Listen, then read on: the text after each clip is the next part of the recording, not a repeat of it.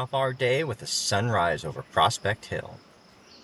Hey travelers, Mag and I here on day 8 of our trip across the United States.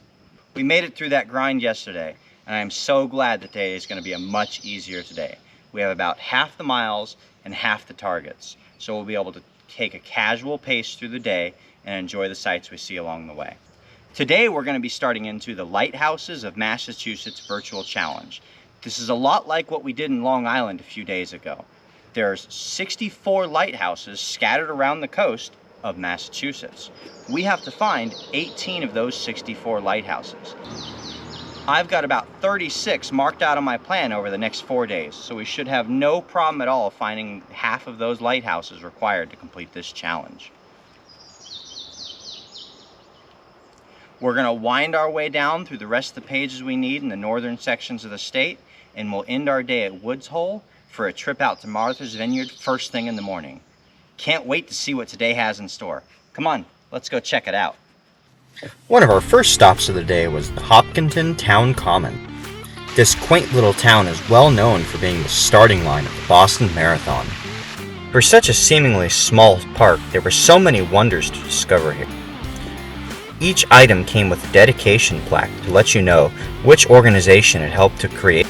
I hope that one day I'll be able to return here and also participate in this wonderful event. Next up, we visited the town of Fall Rivers, where we followed a virtual cache through 3 stages about Lizzie Borden. It was certainly an odd little piece of history to learn about on our short visit. In 1892, she had been tried and acquitted for the axe murders of her father and stepmother in Falls River. Rather than leaving town, she chose to stay. She was well known in the town for what had happened. And to this day, questions still linger about whether Lizzie had actually committed these heinous crimes against her family. Lastly, we visited the New Bedford City Hall. Although the virtual only had you answer questions from a seal on the ground, it was really worth checking out the whole place. After that, we got started into the meat and potatoes of our lighthouse hunt, with our first lighthouse just around the corner. The first 3 lighthouses we visited were all out in the water. We carefully wound our way through the streets until we got to a very close viewpoint to each one of them. We could feel that coastal breeze the whole way through, too. We were finally able to get up close to a lighthouse once we reached Fort Borden.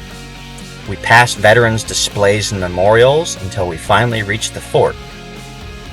Once we crested the hill, the lighthouse point was unmistakable, peeking out over the top of the wall. The next visit was even better than that. At Ned's Point, we were able to get up practically onto the front door of the lighthouse. Unfortunately, no one was home today. We had to carefully choose our spot to get a good view of the Pigeon Island Lighthouse.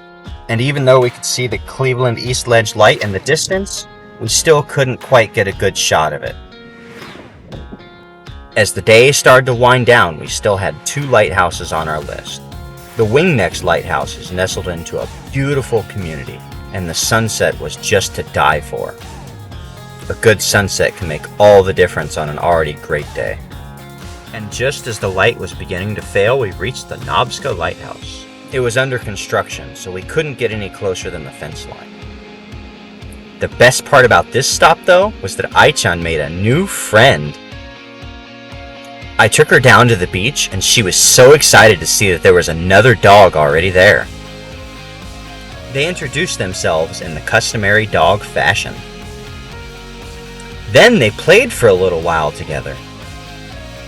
Aichan doesn't have that young dog energy she used to, though. So after a few minutes of that, she's like, "Alright, Gertie, I'm done with this. Let's move on to something else." Aichan knew just how to handle this. She led Gertie down to the beach so they could enjoy all the smells together. And then the day began to wind to a close as we made our way into Wareham. Alright travelers, that's a wrap for day 8. Thank you for joining us as we tour our way around Massachusetts. Today we found 8 of the lighthouses we're searching for to complete the Massachusetts Lighthouse Challenge.